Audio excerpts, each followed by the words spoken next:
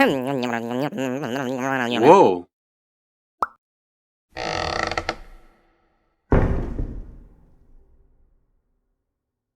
Hi everyone, it's Brian Waters here from the QTube. I hope you're all doing well.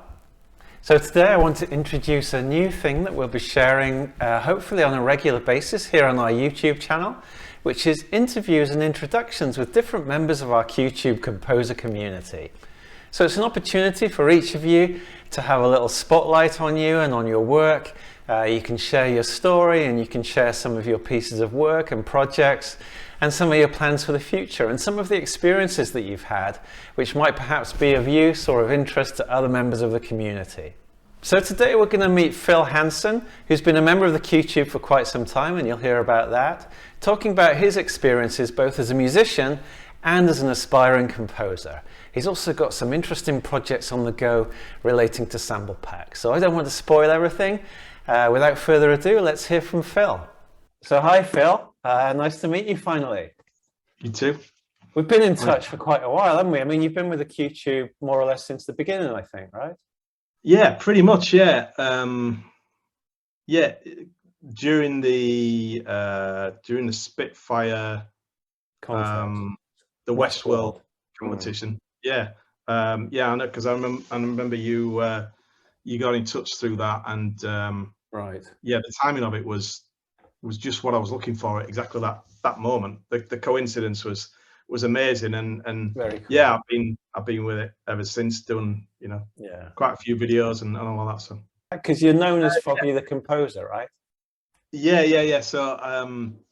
So I use Foggy Composer as my alias on everything. Foggy actually came from we're having a poker night with some mates, only small change stuff, and one of the guys made a. I was taking my time to make my goal. One of the guys made a play on my name, and it started with Phil and ended up with Phileas and Phileas Fogg, and then Foggy, and it sort of stuck from there. So, and I was looking for something else. I was like, when I first started really getting serious about the music, I was putting everything out as Foggy rather than as me. So it just sort of all fit. I just kept with it. Everything now on my website and everything's all branded as that. So I just stuck with it. Where are you based? So I live in France. I live near Bordeaux in France. Okay. I'm originally from Yorkshire in North England, but we've lived here for probably just over 7 years. Okay. So yeah, just fancied a change of pace of life. So we're all based here, and I've got my home studio and everything set up around me around here. Nice. So I'm not full time at composing. For me, it's something that I aspire to be full time. Yeah. And I'm definitely working in that direction. But I have a day job which pays the bills. I'm sort of fortunate and blessed that this desk where I'm sat at, I do my day job, but also I've got my studio set up. So everything that you can't see off camera, my speakers and everything, the monitors and everything, they're all set up. So it's easy for me to be creative. To switch. Whenever I have the time and whenever I get a creative inspiration, I think that's key, isn't it? That you can very quickly, when time becomes available or inspiration comes, you can very easily just flick a switch and start creating. Instead of looking for that USB cable and like. I've been there, Yeah. No, it's right. I mean, I've tinkered with the setup over the years, and anyone that follows me on Instagram, you'll see pictures that I've shared over the years of the setup, and I've sort of got it to a point where I realize that I'm able to be the most creative, and I'm able to make the most music when I can just start doing it. So what I've tried to do is to remove the barriers between me having an idea in my head and actually start doing it. So the computer that I work on has got Ableton and all of my music on it. My keyboard, my MIDI keyboard is literally just here under the thing. Right. My monitors are here, my trumpet. So everything is literally just, turn it on, and within a couple of minutes I can be recording something and Cool. And you know, coming up with something which Cool. helps a lot, definitely. One of the reasons why I wanted to talk to you was because it seems like you're doing some interesting stuff, and we'll come on to that. But it's also because I want to start giving a bit more of a platform and shining a light on different members. And and I think a lot of the things that you've mentioned, a lot of members will be able to relate to.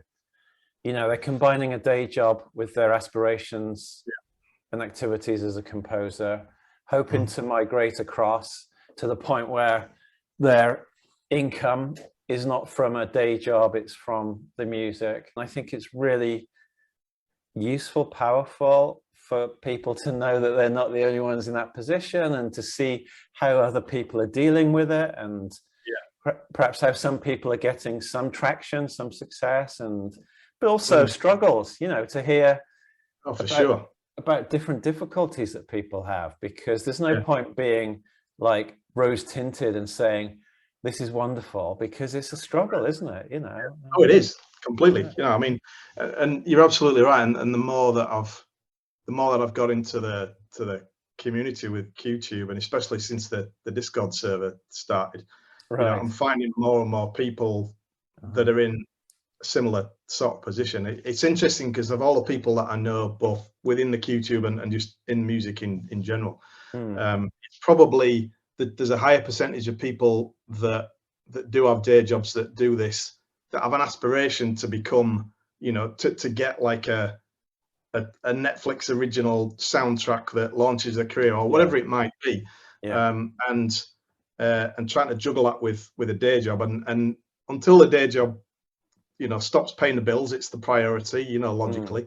But at the same time, like I said, being able to just flex and jump into creating something has been the key for me. The other thing that I've tried to do since probably the middle of 2019, I've been playing trumpet for, you know, well, for over 40 years sort of thing, but I've sort of really taken it seriously as a business since the middle of 2019 properly. And since then I've been intentional about thinking about what I'm doing and why I'm doing it, and what direction I'm going in, and experimenting to a certain degree, but still, you know, having at the back of my mind where I want to go. So I just try to keep, you know, mindful of the fact that it's a journey and I'm going on it, and I'm not putting pressure on myself to, like, some of the work that some of the guys in the QTube have done and are doing is amazing. And to see, you know, some of the stuff that people do is inspiring in itself. So it's you know, just it really is. And I think it's important to view it in that way, because I think some people can view it like the very high standard of some of the work. Some people can take that as discouraging, and I don't think that's right. I think that it should be inspiring, and I think it's not really a competition, you know. I think that's the wrong attitude. And I think that's something which is sort of changed in the last couple of years. Certainly I've seen, you know, composers and musicians and artists helping and encouraging each other, and, you know, jumping in other people's work just to support it, and doing things for the sake of helping and supporting others. And I think, you know, like you say, it's not a competition. There's enough music to go around. And often just knowing that somebody else is in the same, you know, the same boat, and sort of struggling with the same, whatever it might be, it's helpful to talk those things through, I think, as well. It is, and I think we can really learn from everybody, whether it's somebody who's less experienced than us or somebody who's flying in their career. 100%. You know? So it's that community, isn't it? That's the word, really. You know, we're not just a sort of group of individuals. There is that community feeling. I think maybe the pandemic's played a role in that. What do you think? I agree. Yeah, I think, you know, if there's one good thing that's come out of it, for me, it's the fact that it's allowed me the time and space to focus on my music. You know, focus on getting my setup around me, and not having to travel with work, but just be able to sort of almost. I know when it first started, there was a long period of time where I was doing music as a sort of, as a bit of an escape, you know, like the music has always been the thing for me, which, like, you know, I sort of describe it as it sort of touches my soul, you know, when you do it like from a purist perspective. And yeah, having the opportunity and the space and the freedom to be locked down and not go anywhere, just there's definitely a benefit came from that. I've used the Discord server for a few things. Part of it is just like checking on what's going on and what people are talking about. I've found a couple of plugins and libraries through what people have said in the Discord server. I've also solved a couple of technical problems that I was having when you started the Ableton channel. I can't remember who it is now, but I was talking to someone. So I've solved things through it, you know. But also, you know, just like seeing what people are up to, and that's, you know, brilliant. So that is really good to hear, because actually that was one of the ideas I had, was that if someone's wrestling with Cubase, they can't solve something, they can just hop onto Discord, fire the question, and maybe someone will happen to be online that knows the answer, and that's good. And Simon, who's helping me with moderation, is doing a great job. I mean, he's really helped a lot. I don't know whether you've had any interaction with Simon Rigby, but yeah, a few bits, just a few messages back and forth. We've never chatted into one, but yeah, no, I can see all the time that he puts in. Yeah, he's amazing. Yeah, I don't think he ever sleeps. All right, so let's spend a few minutes then just doing the Phil Hanson timeline. Like, where did you start with music? What different stages have you been through, and where are you at now, and where are you going, kind of thing? Yeah. Okay. So, all right, I'll condense it. So I started playing. So I grew up in Yorkshire, in West Yorkshire, in a town called Brighouse and another one called Halifax. In both of them in West Yorkshire, next door to each other. Yeah. And I played cornet from when I was 7. And a cornet, for people that don't know, is it's like a trumpet, but it's shorter and more brassy. And I played in brass bands, in British style brass bands for a long time. Got into all of those. How did you end up with that choice of instrument? Like, who made that choice and why? So when I was 7, they had a day at school where the local music shop or whatever came around the school with a load of instruments. Oh, wow. I wanted to play the saxophone, but the music teacher said my fingers weren't long enough, so I couldn't have that. Then I wanted to play the drums, but the cool kid was playing the drums, so I couldn't play the drums. And they gave me a cornet, and I took to it quite naturally. So I was, without really knowing it, I was naturally talented at it. Cool. And it just sort of, you know, my parents got me into having private lessons and encouraged me to. So I was classically trained, you know, within that sort of a world. And it just sort of all went from there. And then I stuck with brass bands for all through my teens, lots of different bands. Without geeking out on it, British brass bands is its own niche world. Either know about or they don't. But you can relate it to football in the UK, soccer to Americans, right? You've got all of these leagues, all the way down to the non-leagues, and you start in the non-leagues and you work your way up. Oh, wow. And I started in the non-league equivalent, so just local tiny bands, you know, the ones that play in a park on a Sunday afternoon and all of that. Yeah. And then I was fortunate in the late 90s. There's a band in Brighouse called the Brighouse and Rastrick, who in that circle are really famous. They had a hit called the Floral Dance in the 70s. They were sort of stuff. And they are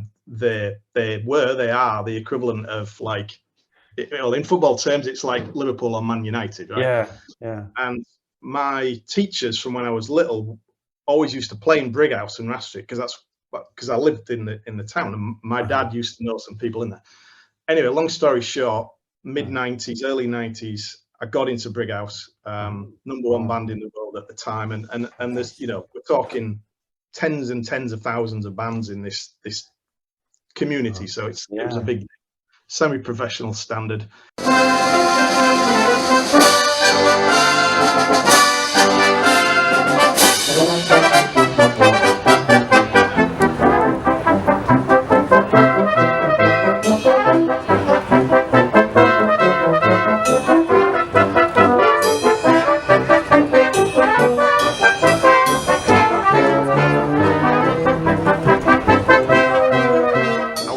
until 98, 99. Finished sort of at the top, won the British National Brass Band Championships, which is the Royal Albert Hall, and big trophies and all that sort of stuff. And then I gave up in 99 and took 10 years off music completely. I lost my mojo. I was getting serious with my career. I'd met my girlfriend, who is now my wife, and the level that I was playing at, we were rehearsing twice a week. We were doing concerts every weekend, 3 weekends out before it was away. You can't do that and have a serious career and a serious relationship. So the music went. And then 10 years later, I sort of found my music again, bought a trumpet, a really cheap, battered old one, which is still on the wall up here. And just sort of got back into it. And then over the years, I wanted to get away from. So when I was playing in the brass band, it's very formal.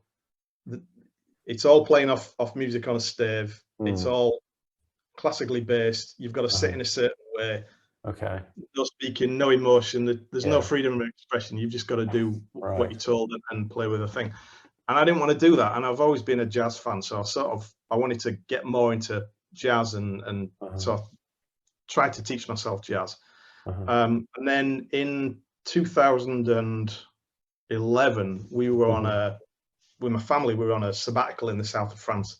Had my trumpet, and we were in the Pyrenees and this mountains, and the scenery is incredible, really inspirational. And I was playing one day, and I sort of I could hear music in my head from what I was seeing, from the images that I was seeing. So I was seeing like mountains and birds and eagles and stuff flying and trees. And I was hearing music, so some sort of synesthesia type of thing. Couldn't really explain what was going on, but I went with it. And what came out of that after a period of experimentation really was sort of my own style of free jazz improvisation. Wow. No key signatures, no time signatures, no, completely free.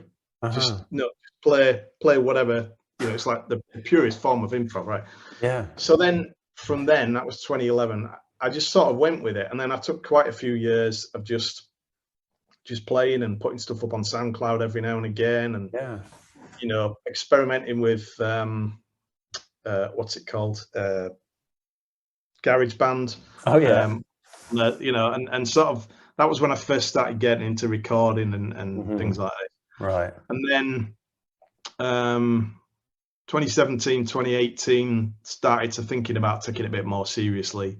Started getting a few MIDI devices and like some beat making devices, Launchpad and MIDI keyboard, stuff like this. And then middle of 2019, I thought, right, I want to try and do what I can to make a career out of music. So up to that point, my day job had been the day job, and music had been a side hustle at best. Never made any money from it. And I wanted to try and get to a point where I could flip that. So music was the day job, and IT, which is what I work in, IT could be not the side hustle, but like something on the side, not the main thing. So everything that I've been doing since then has been with that in mind. And so I call myself a composer musician, right? I'm a trumpet player first and foremost. By the nature of playing any piece of music, whether it's something that I put out on Spotify or a YouTube video or whatever it might be, I have something on a YouTube video. There's some element of composition in all of it. So what I try to do is just mix everything that I've learned from the classical days, from the brass bands, the disciplines and the structure of what you can get from the theory of music, and I try to mix that with the more free flowing, free format style that I tend to play in now. And somewhere over that time, I found guitar pedals and effects. I have a pedal board down here, and some of the reels that I've been putting out on Instagram recently, I'm getting more and more into it. I'm really, I have been for quite a few years, really into putting my trumpet through, you know, through guitar pedals, distortion and delay, and wah is probably my, you know, my current favorite. Really? Yeah, so I like, because so Miles Davis is a massive hero of mine, and the stuff that he did in the 70s and the 80s, when he, you know, when he went like full bitches brew, experimental electronic. Yeah. Seeing that and seeing what you can do with that and the trumpet, for me, was sort of, you know, that's all inspirational. So Right.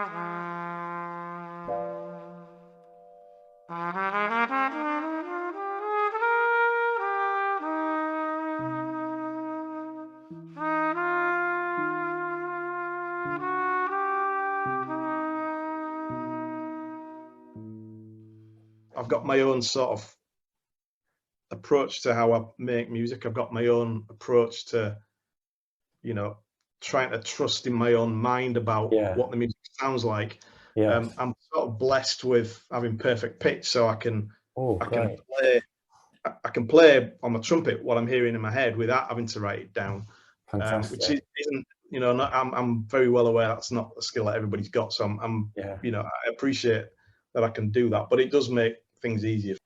What I'm doing at the minute is I'm working with, and I have done for a couple of years, a producer, beat maker called Fresh Nerd, aka Keith, who runs a site called 100 Acres. We did some singles, and then he asked if I would do a sample pack with him. So another long story short, at the end of last year, I think it was, we brought out a small boutique sample pack. He's got a sound company, sample pack company, works with a lot of different types of musicians and beat makers and stuff. So we put out something which was basically the opposite of Splice. So if you're familiar with Splice, and anybody else is, any sample pack you go into on Splice, which is an amazing resource, and I use it all the time myself, but every sample pack is huge. There's like hundreds of samples in a pack. We went with 15 intentionally composed 20 to 30 second long mini compositions as each one of the samples. He produced it. Sounds absolutely incredible, and it's so we put that out as the first one of a series of sample packs that we're going to do together over the next year or two. And it's a sort of thing which, you know, we made with beat makers or composers in mind. Somebody who, you know, want a bit of a trumpet sound, but they don't want to get an actual trumpet player, and they don't just want to go to Splice. So here is a demo track using one of the samples. The other 14 are the same sort of vibe, and there's more of these to follow. So this is just the first one, but just to give you an idea.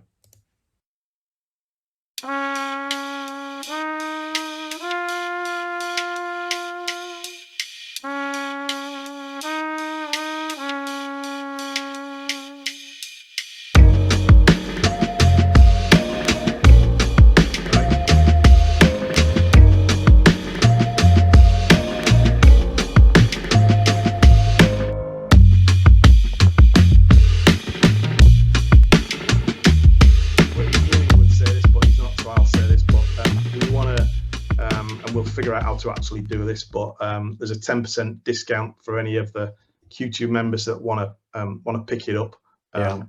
You know, the link and everything we can sort out, but it's, you know, it's the first type of thing like that I've done. It's the first of a few that we're going to keep trying to do, and it's just something different, really. You know, it's like composing soundtracks making my own music for Spotify, doing sample packs. You know, it's all a big mix. It's all music, so I just sort of try to do a bit of everything. And that's great. Good job in condensing 40 years of music into 15 minutes, 20 minutes or whatever it was.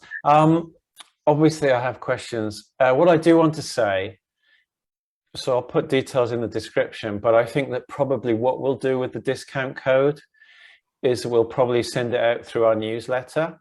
So if any of you are watching this and you would like to receive that, definitely make sure that you subscribe to the newsletter, and I'll send that out as soon as we've arranged everything with Phil. And yeah, you can all access that with a nice little discount. One of the other things which I'm exploring, which again might resonate with some of the people in the community, is audio NFTs. So I'm not going to go down the whole crypto path, but I'm trying to find a way, and I'm working on an approach to release an album, but also release it as an NFT collection. So somewhere around about the time that this video is out and people are watching it, hopefully there's an NFT collection which is also available on Spotify, and also taking inspiration from you, my own Discord server, specific to Phil Hanson and the whole NFT collection. But it's again, with the sample packs and everything else, it's all another string to my bow. Fantastic. The best of luck with all of that. So with regard to the composition, which is obviously the thing that's closest to, the hub or the core of the Q-tube, if you like, is the trumpet really very central for you? Is that where you often start, or are you getting more into using the keyboard and stuff as a starting point? Yeah, it varies, to be honest. Sometimes the trumpet melody comes first. More and more now the piano comes first. I use Spitfire Labs heavily. Yeah, they're amazing. Yeah, most of my music, and the soft piano in there is my sort of go-to starting point. So what I tend to do is I'll either come up with a melody on the trumpet, and lay that down, or I'll come up with something on the piano, and then I just build off it from there. So I tend not to set myself any expectations around how many tracks I'm going to work on, or even what instruments. I just sort of go with what it feels like. Some of the music I do strictly to a beat, so I will play, in spite of what I've just been saying, I will play to a beat. Some things I will intentionally write down a manuscript, so I will go back to my old classical training. But more and more I'm doing things which are just more organic feeling, but then complete contrast to all of that, there are some things which just starts with a beat. And we just build on it. So that's great. I think it's nice to be open to different approaches each time, as the inspiration dictates. I'm not a pianist. I can't do two hands at the same time. So I have to record the right hand, and then I record the left hand as layers. So it's I'm cheating. Well, that's the beauty of modern music tech, isn't it? I find it fascinating that the trumpet is like at the core.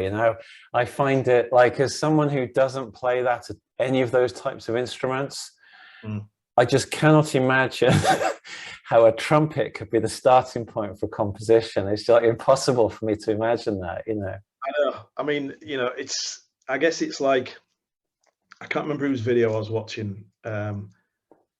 One of the composer guys on YouTube, but somebody said something last year about how don't assume that the default starting point for every composition has got to be the piano, because there's just as many compositions that start with the guitar or the flute or the trumpet or whatever, and the sort of the basic message is, at least the message that I take out of it is, everybody's got their own strengths and their own weaknesses. And I think I've learned over the years to try and trust what I'm good at and what I'm strong at, and play to that, and not try to be something that I'm not. If I tried to be a pianist and trumpet was in the background, it wouldn't sound as authentic as the other way around. But yeah, it's, you know, music is music. I don't think there's a right and a wrong. No, absolutely. I mean, I think there's a lot of really powerful things in what you said. You know, one of the things that's really struck me listening to you is that you've been able to sort of give yourself freedom and permission and trust yourself to do whatever feels right, and not be concerned that maybe this isn't right, you know. And I think that's great. I think that's really great. Yeah. I think, you know, you've sort of, you know, you can second guess yourself, and I did second guess myself for a lot of years. And you can doubt that you've got the skills, or the, you know, it's like imposter syndrome. You know, you can go with that, or you can look at it and think, the only person I'm competing against is me. You know, there's a difference between making music on your own for yourself versus working for a job in a company. For example, you work for a job in a company, there's a boss somewhere telling you what to do within reason. If you're a musician and you're an artist or a composer or whatever, obviously if you're composing for a brief, that's different. But making music, the way that you go about it is, you know, it's free format. It's you know, it's open, and I think I've had a lot more musical progress and discoveries through improvising and trusting what I'm hearing in my head, and not even going anywhere near manuscript. Going to the manuscript at some point eventually, maybe to join it all together, but trusting to just mess around on the piano keyboard and just like come up with some idea on the trumpet, but always remember to record it. I've had quite a few times when I've come up with something and I forgot to record it, and then it's just gone. So that's horrible, isn't it? That's horrible. Thank you for your time, and a great story, actually. You know, every story is different, isn't it? And I think that's what makes everybody's music unique, you know, sort of just where people come from. But yeah, no, likewise, you know, A, great to finally meet you, and B, thanks for the opportunity, and yeah, my pleasure. Nice. So as we mentioned in the interview, we'll be sharing a discount code for Phil's sample libraries in our newsletter. So if you haven't subscribed already to our newsletter, do so, and you'll be able to take advantage of that special discount and many other great things that we share through our newsletter. We try not to send it out too often so it's not annoying. We definitely don't spam. So it's definitely worth signing up, and you can do that through the homepage of our website, theqtube.com. So if any of you are interested in being spotlighted on this part of our YouTube channel, just drop me a line, let me know. The best thing would be to just send me some footage. So I hope you enjoyed that. I want to remind you that this Sunday, the 22nd, we'll have some really exciting news about a massive new step for the QTube film composer community. So please join us here on YouTube on Sunday the 22nd of May, and I'm sure you'll find it really exciting, just as I do. So I look forward to seeing you on Sunday. Take care everyone, and have a great weekend, and I'll speak to you soon. Bye for now.